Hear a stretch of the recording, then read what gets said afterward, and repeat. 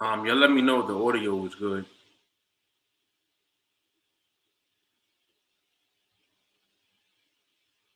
Let me know if the audio is good.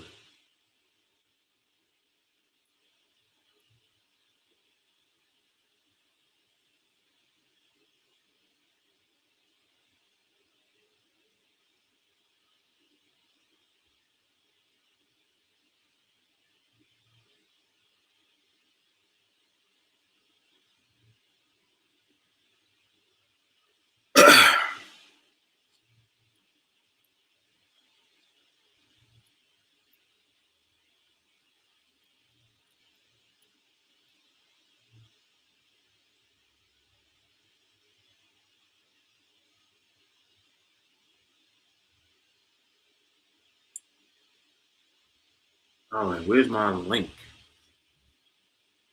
Where is it? There it is.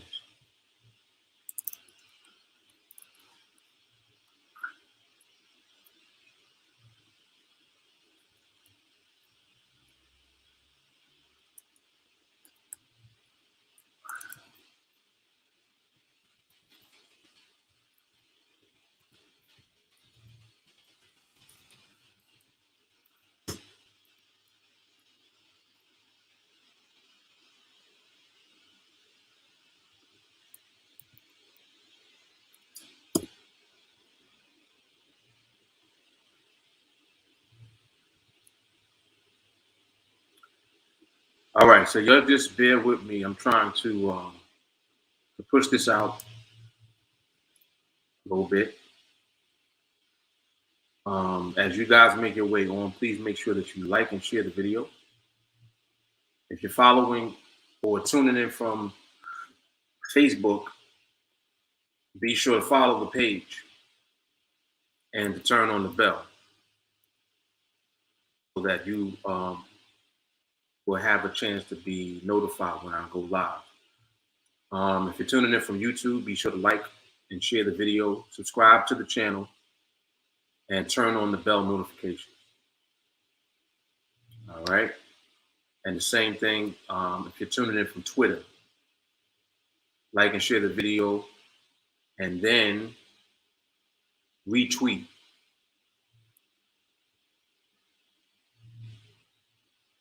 All right.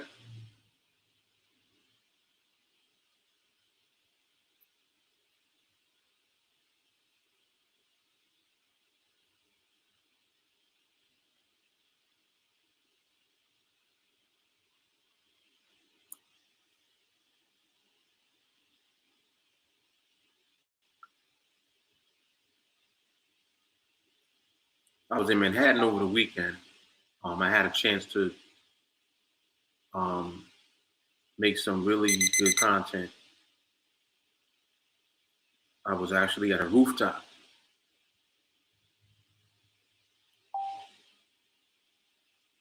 Um, and I recorded some content that was very, very good.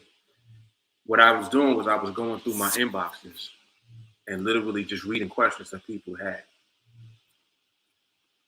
So at some point, I'm gonna be putting that content out. It's like it's similar to like the Ask Monk Anything stuff I used to do, but this was actually me just looking at questions that people were asking in my inbox, and a lot of them were like repeat questions. People be asking the same questions over and over again,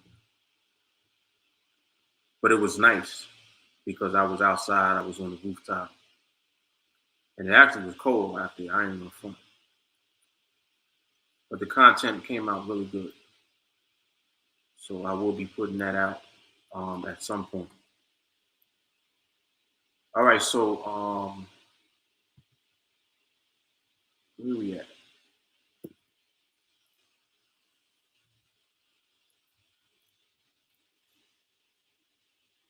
So this is Coffee and Charts Live. This is volume 50. Big 50. Volume 50, man. Crazy, right? 50 solid live streams, live observations. Really good ones too, I must say. All right, so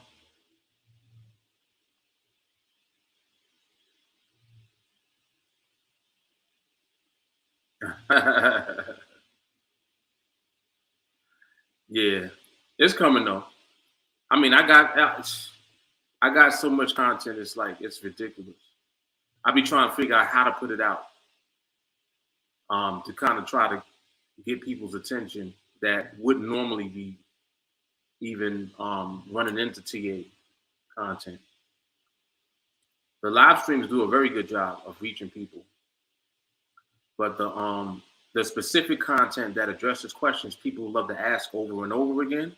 Like people be asking me stuff like, "Is Robinhood a good app? You know, is NADEX better than Robinhood?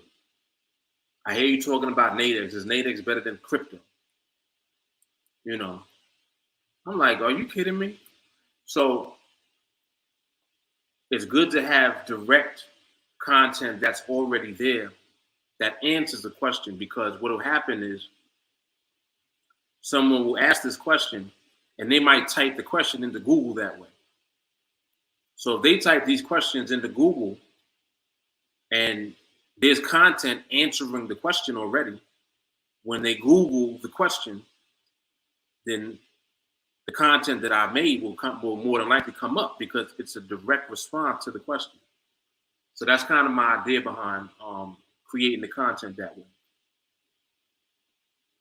It's like doing it in an organized way where a person can actually get the information that they're looking for because they stay in my inbox. And that's kind of why I did it like that.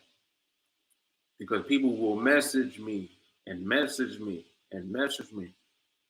And I'm like, bro, this is the same question you was asking me last time. Oh, I know that you had answered it, but I wanted to know. Want to know what? You want me to answer it again? Yeah, so that's kind of my idea behind doing the content that way. But I think I'll continue to do that actually. Like whenever I have a chance, I'll just go in my inbox and turn the camera on and just respond to the questions. Good stuff, man. Good stuff.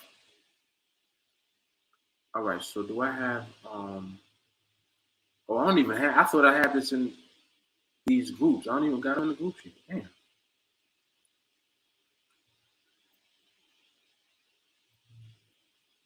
All right.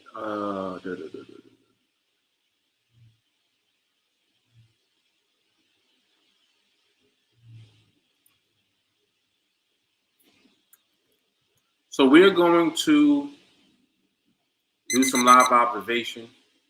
If you're new and you have a question about the NADEX platform, you got a question about what NADEX is, and what binary options are, what's TeamAlliance, what is the training about. If you got a question, just ask your question. All right. Feel free. One of the good things about when I do the live is that when people come on here and ask questions, I can clip the responses from those questions later on. So, the content is there. The content is there, you know. And that's really what it's about. When I was in the city too, there were a couple of people that I was talking to.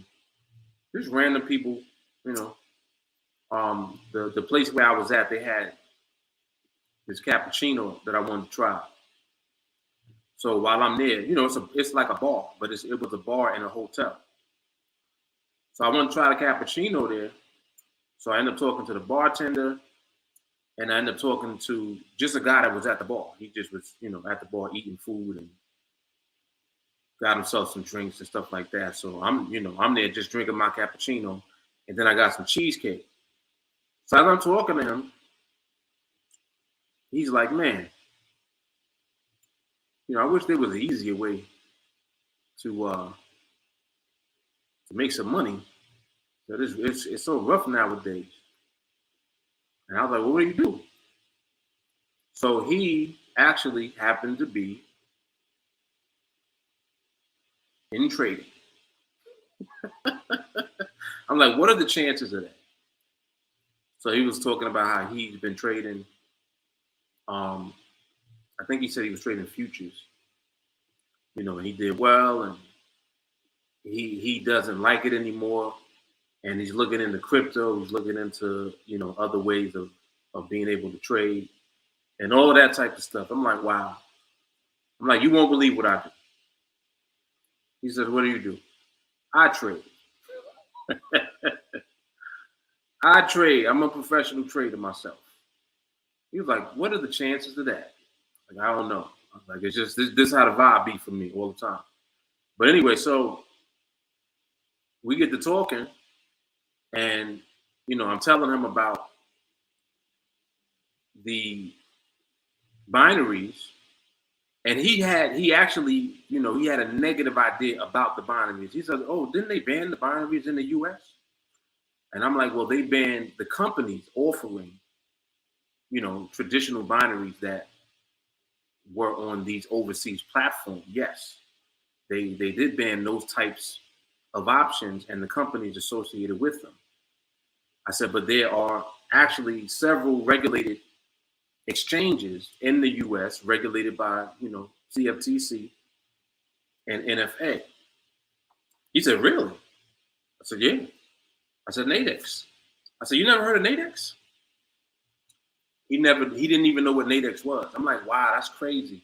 It's crazy that you're trading futures, but you don't know what NADEX is. But anyway, so I go on my phone and I'm showing him the website. I'm showing him how the site looks. And then I'm talking to him about what binaries are and why I love binaries so much.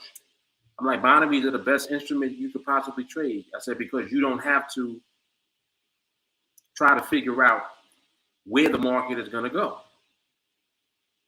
And you also are not limited to whatever your target is for the amount of pips or points or whatever the unit of measurement is.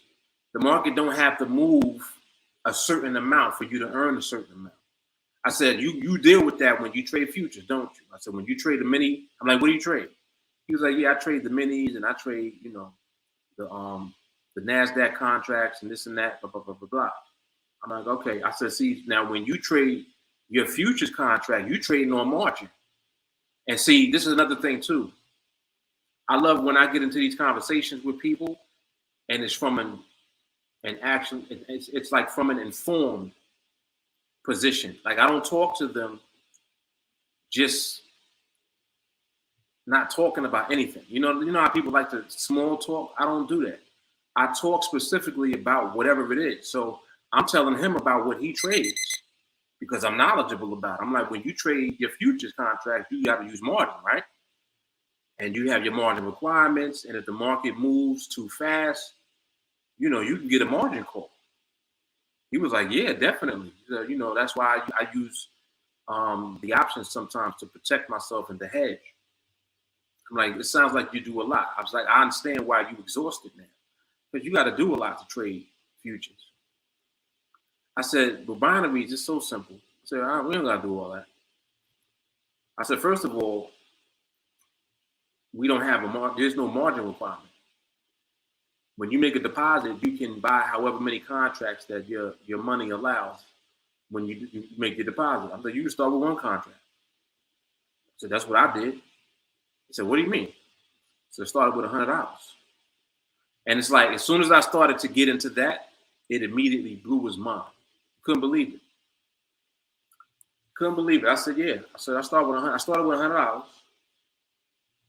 And now I'm at hundreds of contracts just by consistently winning my trades. And he's like, well, man, it's like, that sounds like a lot of leverage. And I'm like, well, the leverage is the ability to win the trades. Like if you win your trade, your account gonna keep growing because you can increase how many contracts you trade. I said, but it's not margin. I said, see, so the same issue that you have when you trade futures, I don't have that issue.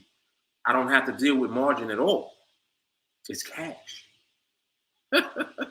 So needless to say, you know, when we finished having our conversation, he was informed, he was educated now. Now he knows that NADEX even exists. He was like, wow, I'm definitely going to look into NADEX. This sounds like it's right up my alley, this and that, blah, blah, blah. I'm like, it's a great place to trade, man. I said, I've been in the financial industry for 31 years now. So the fact that they even came along and they exist, it really has changed the dynamic for everything that's going on. But anyway, so that's how my weekend went. I had a little conversation with a guy that's out there trading. I think that's probably also what had inspired me to want to make the content, because I'm like, wow, like people be asking these questions all the time.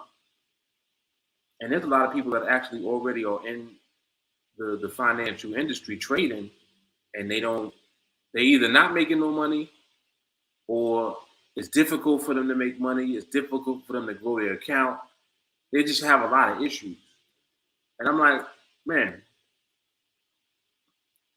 on this NADEX platform, you don't have any of those issues. Like the problems that people will have on these other trading platforms, as far as growing an account, we don't got that problem on NADEX, like at all.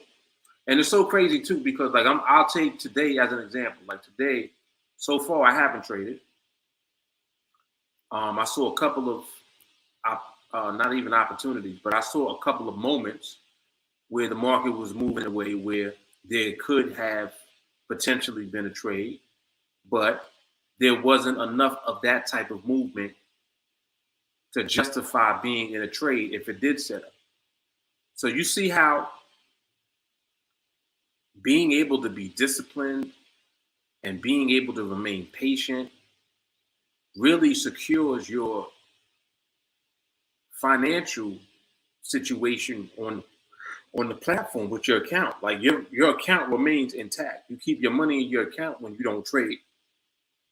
And you never trade if there's the potential to lose. So just think about that. Think about that. If you can avoid trading if there is a potential to lose, do you realize how valuable that is? That's more valuable than you winning a trade. Like, just think about it. Crazy. Crazy. Yeah, here we go. Mark, you still trading on NADEX? Nah, I don't trade in NADEX no more. Yeah, and Shani, like my idea for doing it is so that I don't have to keep doing it. It's like I can kind of address the question through the content. And now when people ask the question, depending on what the question is, I can send them right to a video. And the answer to the question will be so thorough that they won't have to ask me the question anymore in person or be in my inbox no more. That's kind of what I'm trying to accomplish, so that they don't have to keep asking me the same questions over and over again. Yep. And yes, this is true. Yeah, man, I really can't help it. I realize that. I realize I really can't even help myself.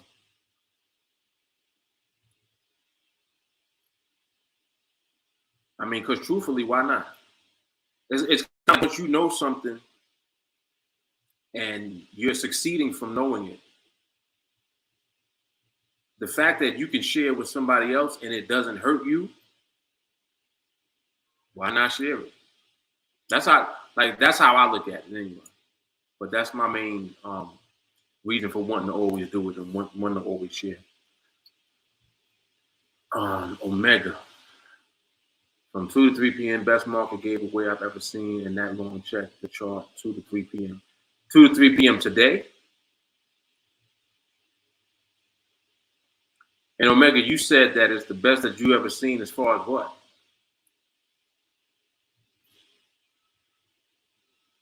The best market gave away. And also, how do you trade? I'm not sure how you trade, Omega.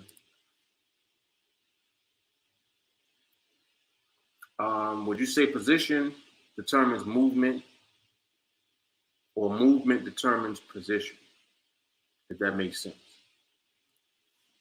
Let me think about that.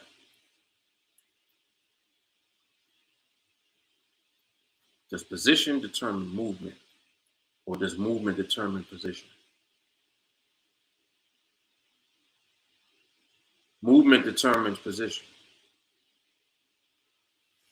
The market got to do something first.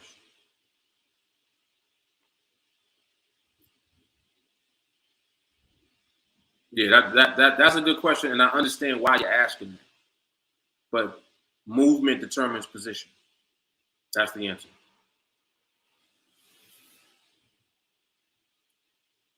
Um,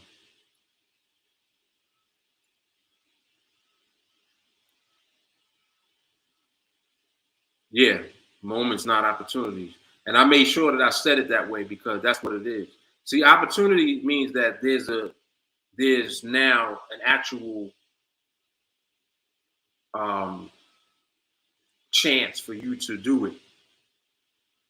Just because there's a chance to do it doesn't mean that you should be doing it. Opportunity more so is something that you should take advantage of. A moment is something that you're observing. And that's why I said that, because they're two different thought processes. You know, observation allows you to see the moments, and then the moments may or may not lead to an opportunity. There have to be enough moments for there to be an opportunity, because we know that we always are going to deal with the dominance in the market. So the market has to dominate with the behavior that we need in order for the opportunity to be presented. Because otherwise it won't be an opportunity for it. It just will be a moment that we saw something where there was potential. And that's not how we trade at all. We know that we trade based on knowing the outcome because we know what the current behavior is. And that's that's super powerful. Just think about that. You know the outcome because you know the behavior. So it's like knowing what the market is going to do because you know what the market is doing. Now just think about that.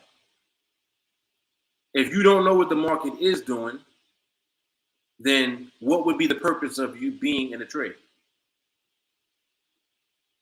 There is no purpose. And what would be the outcome of the trade? You don't know. Why don't you know? Because you don't know what the behavior is currently. So that quick, it's easy to determine that something is a coin flip versus something being based on actual market behavior in real time. And these are such, this is all such powerful principles. Let me zoom into this chart. These are very powerful principles that we're dealing with, because you got to realize that when we talk about dominance, if you just take that,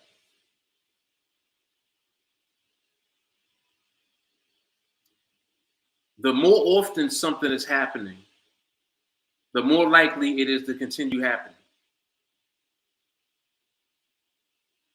Just that idea alone brings the guesswork out of the situation, because you're not basing your decision making off of what you think is happening. You're basing your decision making off of what is happening. And not only what is happening, but what is happening the most. Do y'all realize how powerful that is? This is why what we do is so powerful. Because the principles are powerful. The more something happens, the more likely it is to continue happening. That's logic. That's just logic. So we're taking that same logic and we're taking that same principle and applying it to the market. And it works the same way, just like it will with anything else. Powerful shit, man. So movement determines position, but I've also heard you mention position determines direction. I was wondering how they flow together. Let me put this up. All right.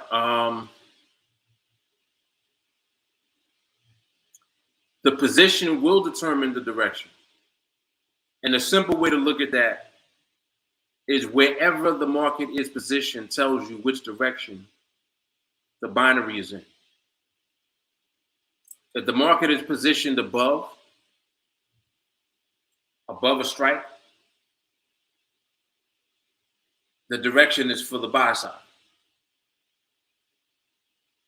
If it's positioned below, the direction is for the sell side.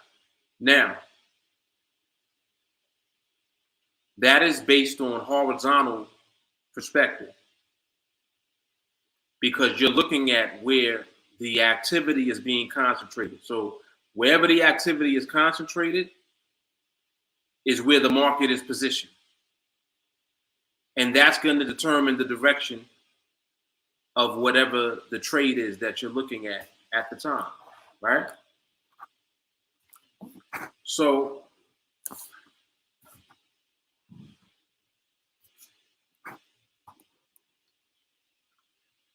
because you're looking at the market from the horizontal perspective, you want to see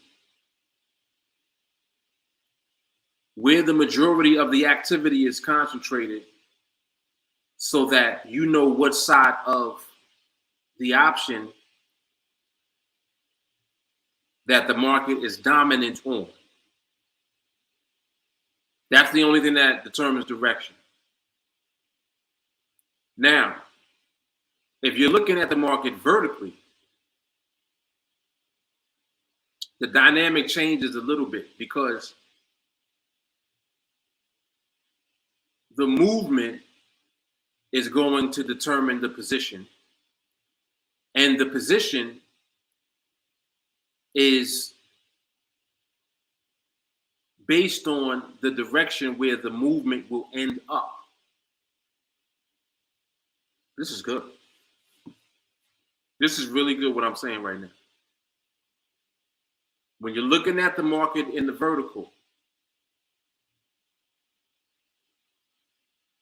the movement determines the position, and then the position ultimately will determine the direction of where the movement ends up. That's crazy. So in other words, when you're looking at the vertical movement, and let me see something, let me move.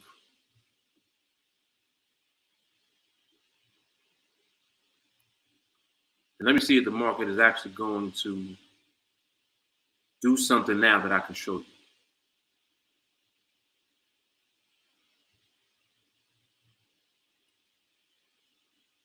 Okay, it may not do anything right now that I can show you.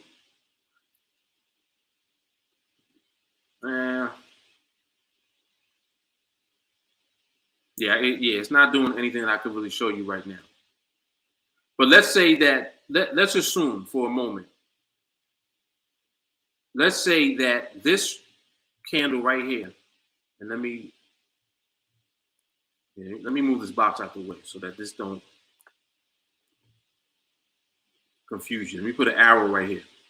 Let's say this candle right here represented the last minute of the binary. This one.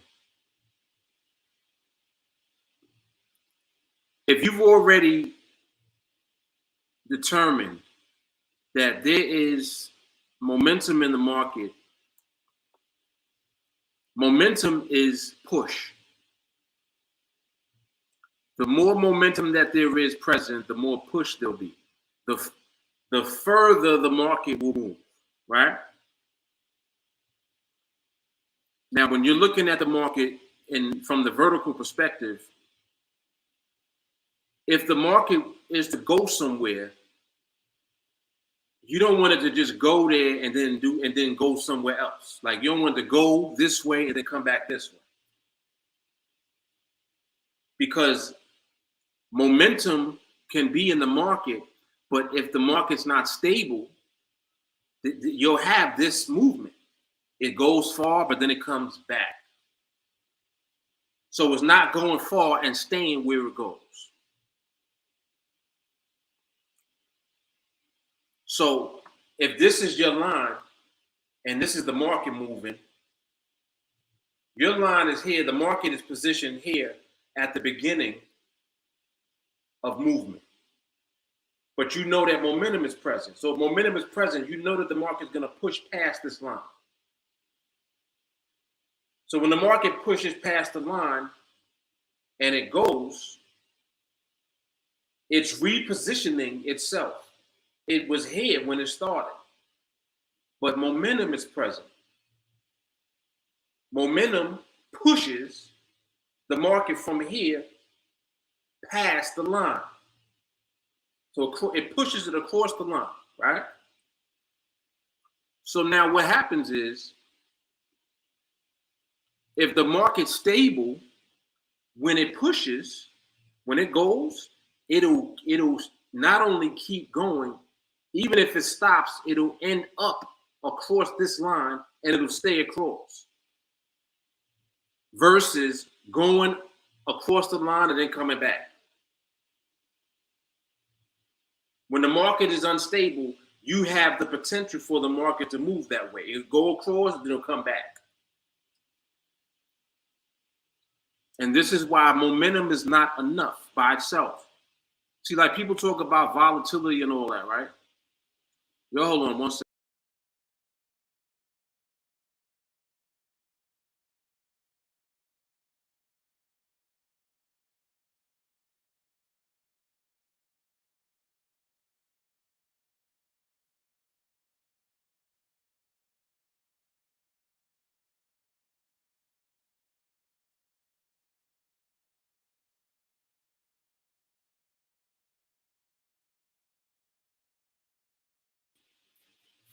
All right.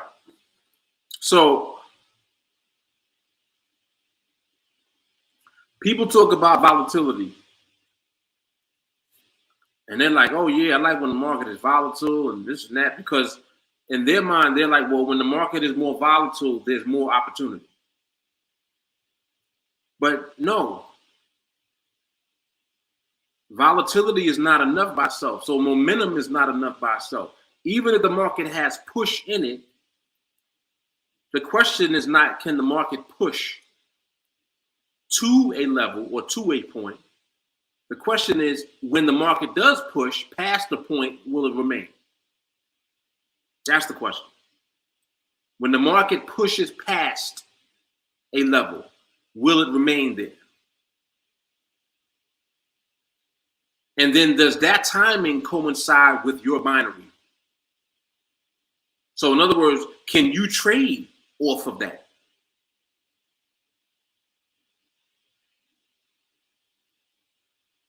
And these questions are answered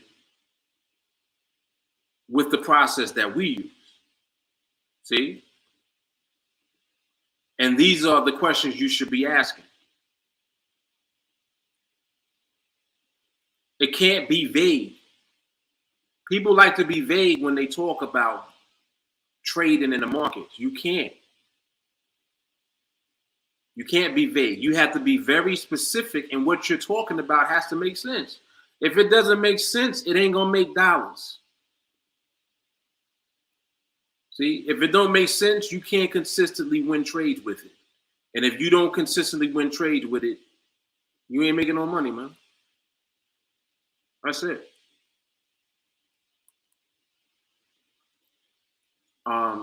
Let me see something.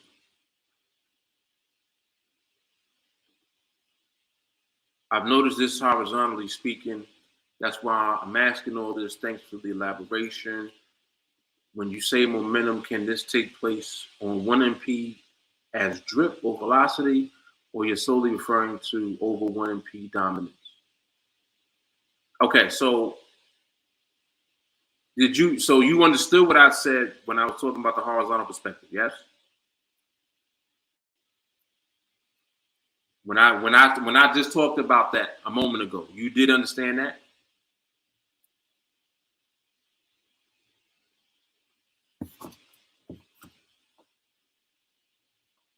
And just respond to that before I continue.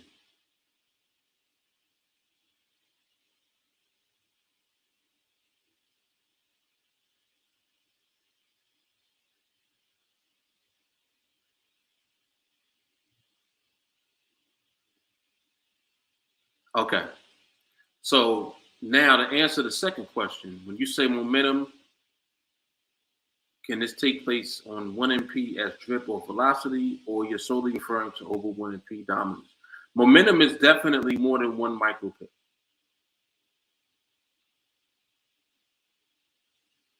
Um, it's definitely more than one micro pip of movement. I think that what you're asking about is speed.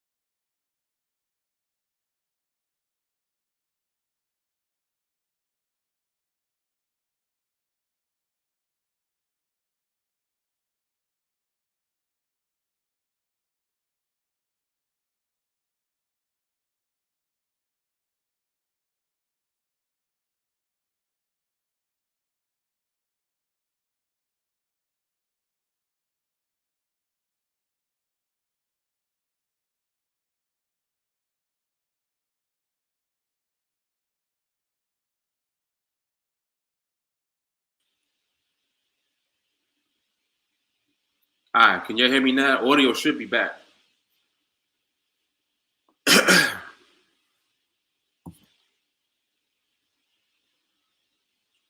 Audio's back. Yes.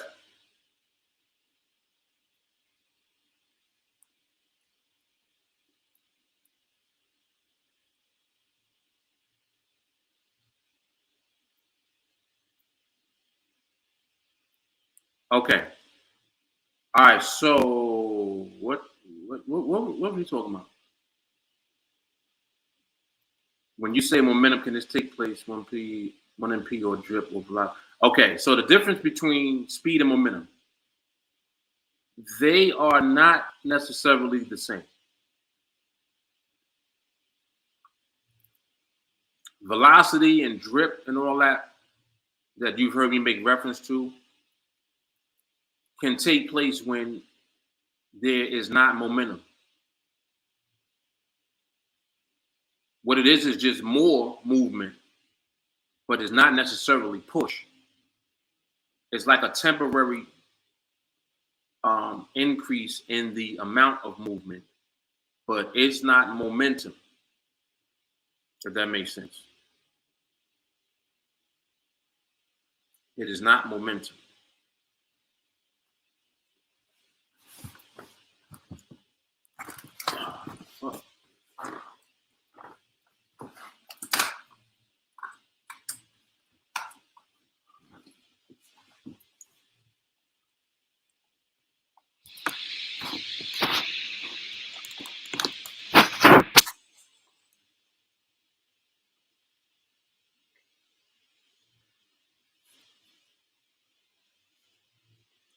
It is not momentum necessarily.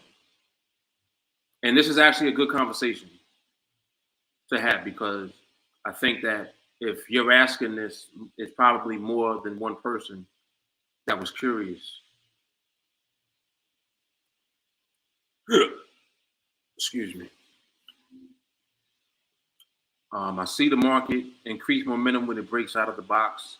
So I know that it's a position change and isn't dominant momentum per se, but the movement is clean when it happens, right? And that's along the line of what I just said as far as the market increasing the amount of movement, but not necessarily having momentum.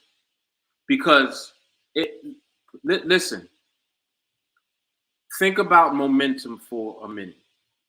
Momentum means continuity. It's continuous movement. It's not just for a temporary or like a short period of time. Momentum means that it's like it's building up. It's increasing. When you gain momentum, it means that you're gaining more. In other words, it's not like a pop and then it stops. Momentum is the continuous increase of whatever it is. So in the case of what we're talking about movement. So momentum, as far as movement, is the increase in the movement continuously. And that's why when you have momentum in the market and momentum is dominating, you'll have that movement present for a period of time. It won't just be short-lived during another condition that's present. So, for example, if the market's ranging and then there's a position change, you know that that's not momentum. That's just simply a position change. The market is just relocated to somewhere else, and then the dominant behavior continues on in the new location.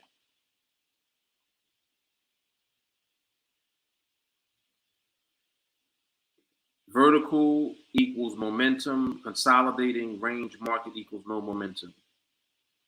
That's a good way to remember which perspective that you are going to see momentum in. Yes, you're going to see momentum in the vertical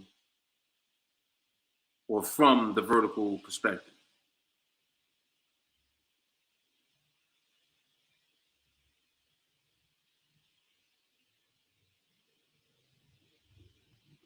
Yep, you already know.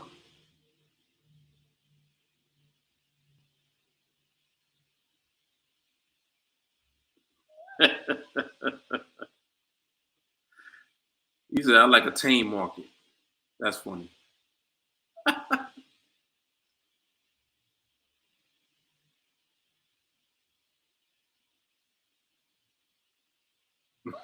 That is funny.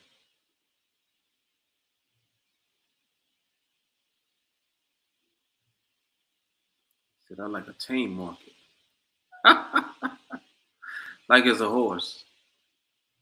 Oh shit. Oh, this is a new thing they got right here. This right here is new. They didn't have this before. Oh, that's kind of cool. I wonder if you can move that. I wonder if you can move this window. Probably not. Picture in picture layout. Press Shift 7. I would want to move this window over there. All right, but anyway. Um,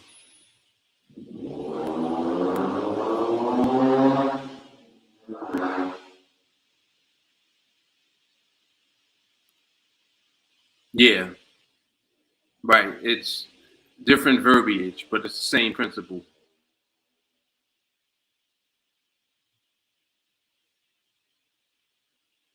And this is good. This is good to hear.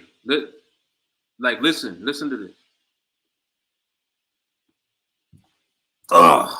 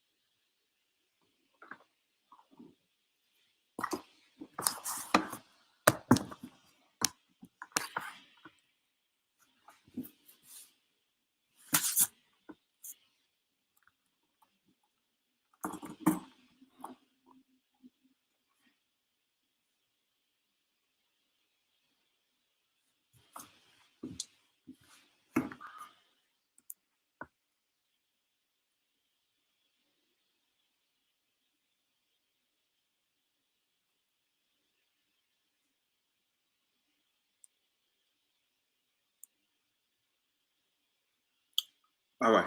I was repositioning some lighting. Yeah, so this is good to hear.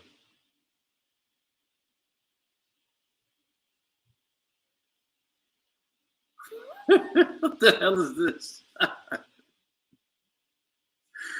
There's more movie in that holdie.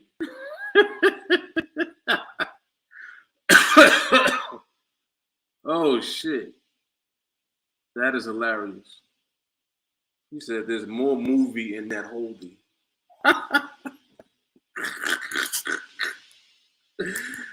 Oh shit. It's like it sounds like she's talking to a baby. More movie than holdie. More holdie than movie. That's funny. And what makes it even weird is that I understand. I understand exactly what she's saying. Um,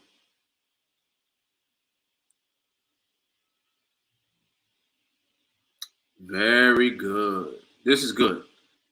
And this is very accurate also. David is saying momentum has nothing to do with volatility. Volatility has no rhyme or reason. It's just moving with momentum. It's solid moves, move, and the whole big difference, right? He's right. He is right. And volatility sounds exactly the way that it sounds. When something is volatile, you can't anticipate what it's going to do. You don't know what it's going to do. In other words, you don't the movement's not stable. So people do confuse momentum with volatility. They think that they want volatility. What they're really saying is that they want a lot of movement. But you better be careful what you ask for, because the market will give you plenty of movement, but that doesn't necessarily mean it'll be stable movement. And that's how people get slapped.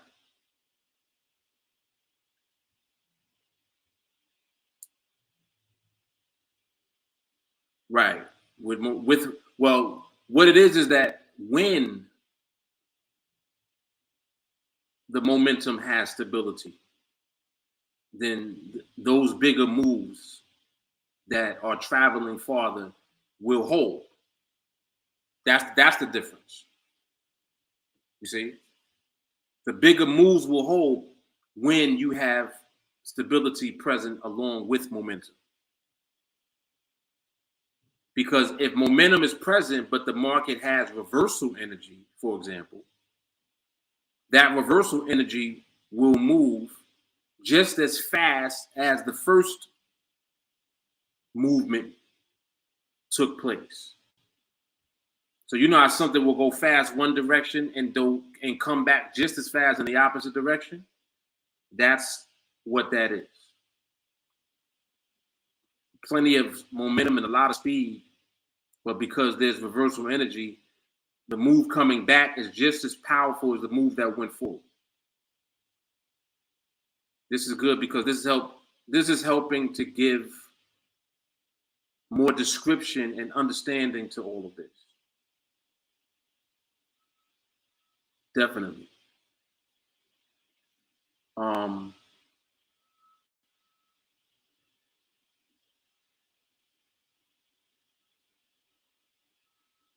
Shani says, that's what I said last week. Vertical movement takes me back to trading futures. That's not niche, which is our breadbasket. And that's why I like when you guys talk about all of this, because you get to see why people don't do it. See, whatever you associate with will prevent you from going past your own limitation. It's like in your mind, if you associate more movement with volatile movement, until that breaks, you can't mess with it, because in your mind, it messes with you. So it's like being self-aware. If you know that you don't like certain things as far as the way that the market behaves and the way that the market moves, and you can't deal with it, then don't. Know thyself. Know thyself. So just to elaborate on that, there's no right or wrong. You're not right if you want to look at the perspective and to trade that way, and you're not wrong if you want to do it. You're not right or wrong, because it's based on your own self-awareness. Question is, what are you comfortable with? Now, the one thing I know that everyone is comfortable with is horizontal.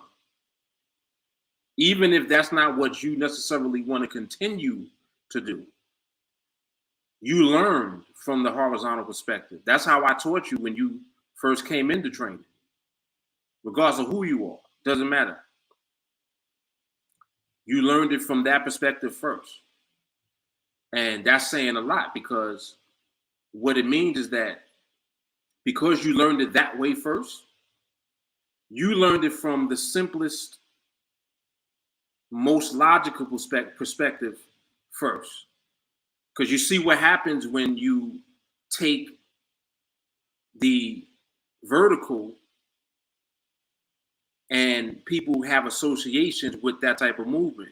Listen to what people are saying. Nah, that reminds me of futures. No, that reminds me of this. That reminds me of that. I don't like that. You see, there's already existing associations that people have with it. So that's why I never taught nobody that way first. I slowed it down and I taught you how to look at things from a slower environment first. Why? Because it's easier to see when it's slow. So it's just like if I know I want to teach you about stability, is it easier for me to teach you about stability fast or slow? Right? You understand everything from slow, regardless of who you are. Everybody's not able to navigate in a fast environment. So if that's how I taught you everything out the gate, you probably would have had a lot of problems and made way more mistakes than you probably have made up to now, doing what we do now. I mean, I'm just saying. But this is a good dialogue.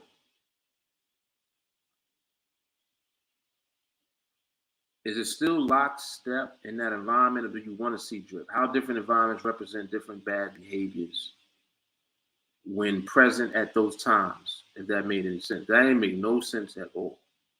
I don't know what the hell you're talking about. Is it still lockstep in that environment, or do you want to see drip? How different environments represent different bad behaviors when present at those times. Angel, try to ask that again. I don't know what you're asking. I'm trying to understand, but you lost me.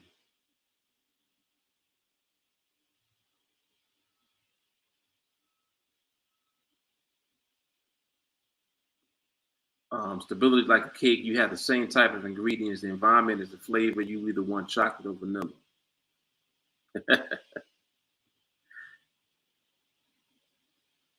Then he says, shout out to all my bakers. That was a good analogy. Pretty good. Yes, definitely self-aware. Shiny, Shiny's funny. He always gonna stick to his shit. He said, if you ain't got 300 of the things, then why do it? Oh, snap.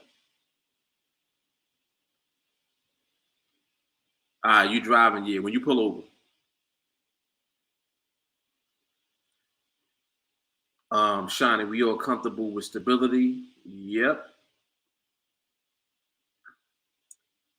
Carrie, he says, know thyself, it has taken me over a year to chill out, be in a trade mode. I've been comfortable and took a year to be in market mode. Horizontal stability in 301, no bad habits. Very good. Very good. Very good. See, like these are important discussions because, Orion, what's up? These are important discussions because, like I said, there is no right or wrong. The only wrong is not doing what I tell you to do. Like what? So whatever you choose to do from what I give you, follow to the T. Don't try to do different shit and switch up and no. Don't mess with what I give you to do. That's the only way that you'll go wrong. But being right or wrong when it comes to deciding what you want to focus on, there is no right or wrong. It's really to each his own. But I do like to explain why the horizontal perspective is the easier one. It's the easier one because it's the easier one to learn. Put it like this: nobody will have issues learning from the horizontal perspective if they give it enough time. If they give themselves enough time, it's much easier to understand something when you slow it down. Period.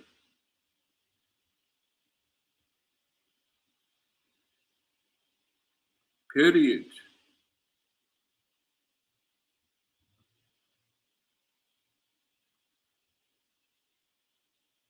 Um,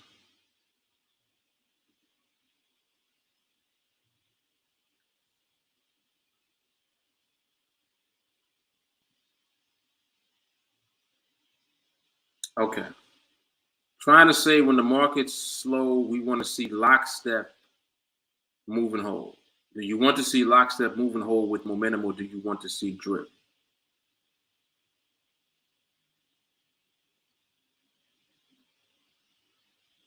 Lockstep move and hold with momentum, or do you want to see drip? Drip is the speed of the movement. Drip is a term that I use to describe, and actually, no, let me correct myself. Drip is not even speed. Drip is frequency. Drip is the instances. Speed is how many micro pips of movement at a time. So let's say that the market is moving 1 micro pip at a time. Drip would be the market moving 10 instances of 1 micro pip in a 1 minute period, for example.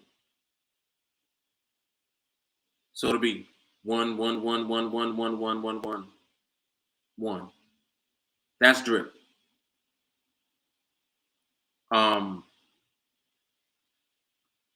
And I'm doing this so that you guys understand the terminology being used here, because a lot of different terminology is being used right now. We talking about drip, speed bursts. These are terms that we use. So the drip is the number of instances, or the amount of instances, the frequency of the movement. The speed is how fast the movement is. So a 1 micropip move is not the same as a 2 or 3 micropip move. The market could be moving so fast that every move is 2 micropips, 3 micropips at a time versus 1 micropip at a time.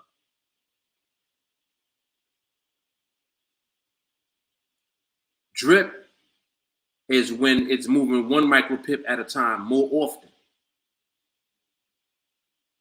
Speed bursting is when it's jumping 2, 3 micropips at a time during a slower environment. Thus the name speed burst. In other words, it's burst of speed in a slower environment. These terms apply to the slower horizontal perspective. Just to give clarity, they apply to a slower environment, okay? Horizontal perspective. That's what these terms apply to. The word momentum applies to push, continuous push, thrust, perpetual movement. Not in a slow environment, in a faster environment. Because of course there's levels of momentum. The more momentum you have, the more intensity of the push you'll have. It's just like in physics.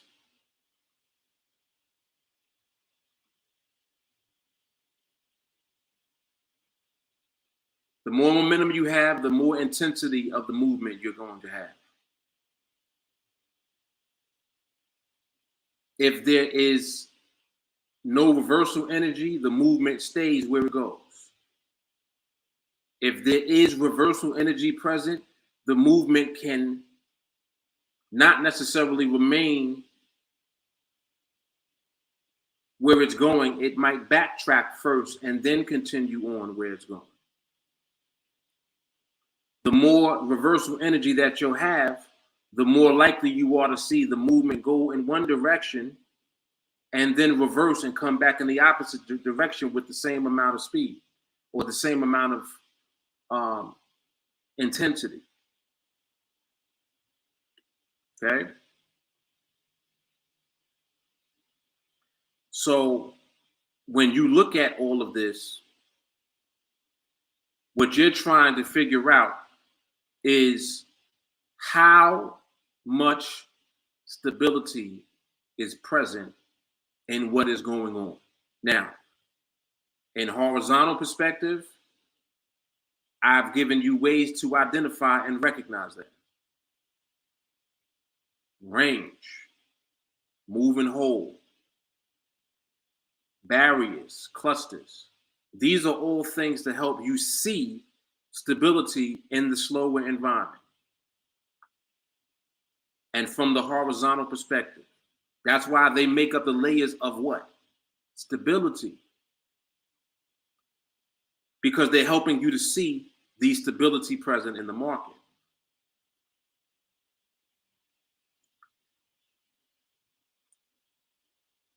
when we're looking at the market in the vertical perspective, you now have to determine what level of reversal energy is present with the momentum. The less reversal energy that there is, the less movement you'll see that won't remain where it went to. So the market, so for example, let me zoom in right now while the market's moving. You see how the market is moving right now?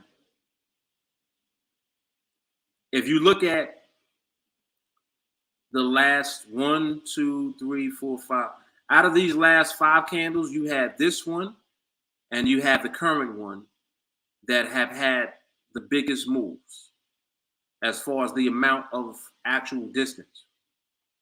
These other 3 candles here in the middle, the movement was smaller. However, all of the movement has been in the same direction overall.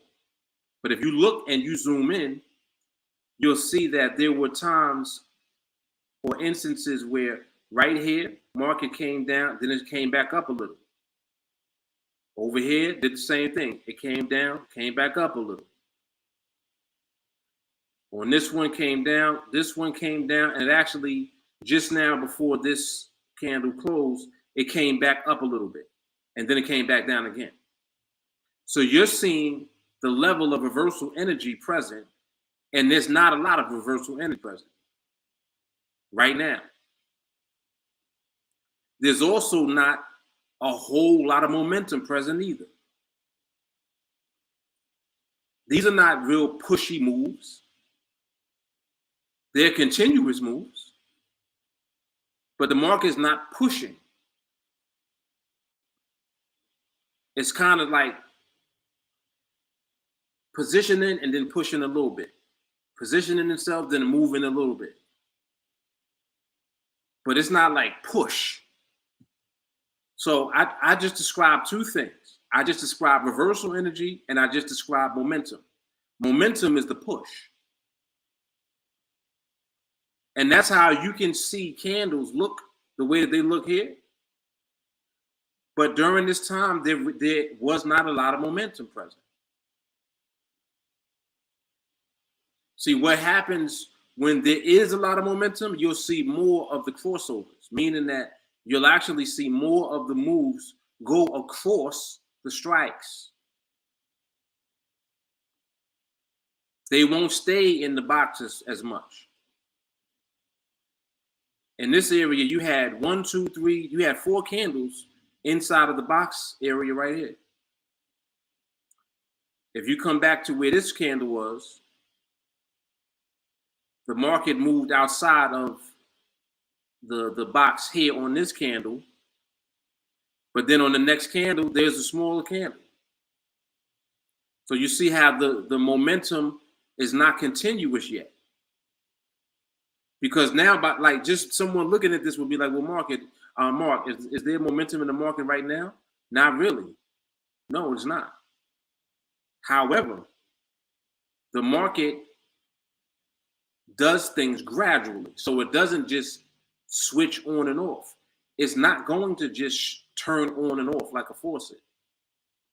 It's going to gradually make its way to whatever it is it's going to do. So if you're waiting to see momentum, you gotta wait. This ain't it yet. Just because these are bigger candles and because they're not all staying inside of the box doesn't mean that there's a lot of momentum present. So it's just simply in a transition of several things.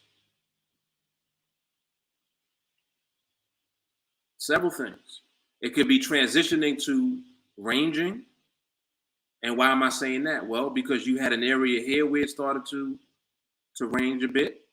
You had an area here where it started to range. And in between, you had bigger moves in between. Like you had some bigger moves here and you had some bigger moves here. But if you look at everything overall, you don't have a lot of momentum and you don't have a range yet. Nothing is dominating yet. Listen to that. Like listen to my language. Nothing is dominating yet. So if there's nothing dominating yet, it means that the market is in transition still. And that's why I tell you guys, whatever it is that you decide that you want to do, wait for whatever it is that you're going to be doing. If you're going to be doing vertical, stick to that and wait for that. If you're going to be doing horizontal, stick to that, wait for that. And that simplifies everything, because you know what it will ultimately look like when you're in a horizontal perspective, and eventually you'll learn what it will look like when you're in the vertical perspective. There's not as much, training, and I don't talk about the vertical as much for you to just know like that. But I've taught it so that you have a basic understanding of what it looks like.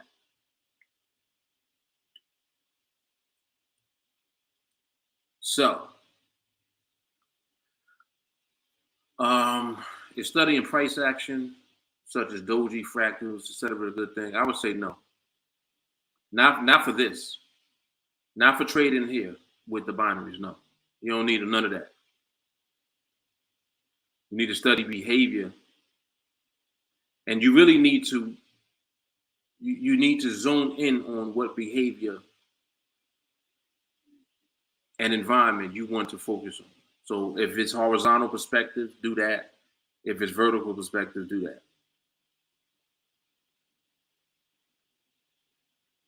Shawnee's saying 30 trades of freedom with 30 vertical opportunities would considerably be more difficult. Why would someone put themselves through such torture? It's not. It's really not more difficult. I think that it really depends on what it is that you feel most comfortable with. But I wouldn't say that one is more difficult than the other, and I wouldn't say that one is easier than the other. I would say that the horizontal is easier for you to be introduced to stability with. Yes, that's why I teach that way. It's easier for you to understand stability from the horizontal perspective first. Your understanding of the vertical will come later because you trained with horizontal first. Which is why even if someone is coming into training fresh and they ultimately want to do vertical, I'm not going to teach you vertical from the beginning. You're going to have to watch 301 and learn the process first. Because until you understand the process that leads ultimately to being able to see and recognize stability, the vertical ain't going to really do you no good anyway. Because you're going to just think that vertical means speed. People be confused now thinking that vertical is a position change. Nope. Position change is what takes place in a slow environment when the market is already in a range. When there's smaller candle dominance and then the market repositions itself, that's a position change. When the market moves outside of the box, that's a position change. But a position change don't mean vertical. See, they're not the same at all. And that's why I'm saying that you need to learn from the perspective of 301, no matter who you are and what you want to do. You got to learn it that way first. That's why I teach it that way.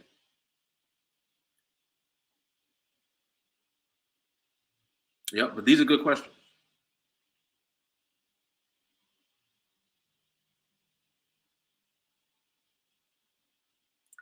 Reversal energy equals velocity? No. Nope.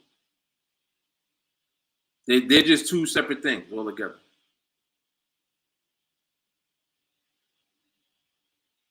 Velocity equals drip. Velocity and drip are the same thing.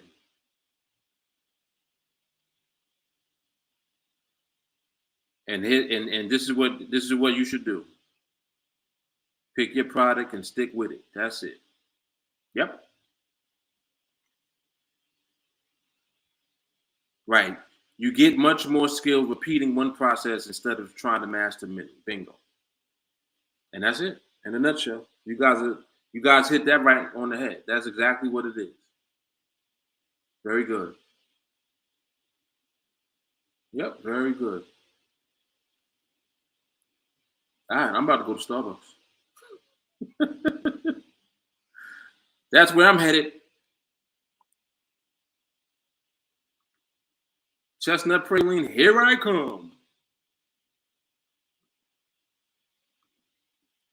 Yeah, I'm gonna shoot to the city real quick, get me some Starbucks, and just chill.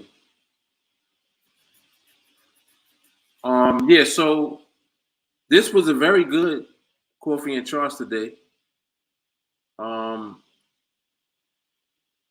Yeah, there you go.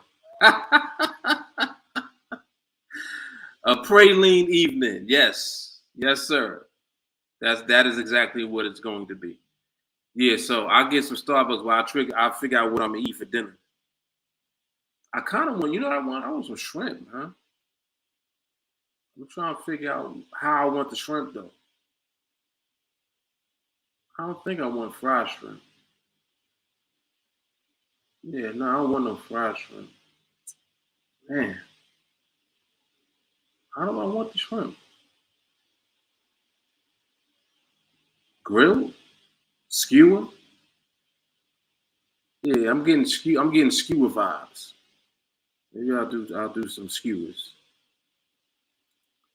Well, I'll figure it out. This type of shit I go through every day. I'll be trying to figure out what to eat.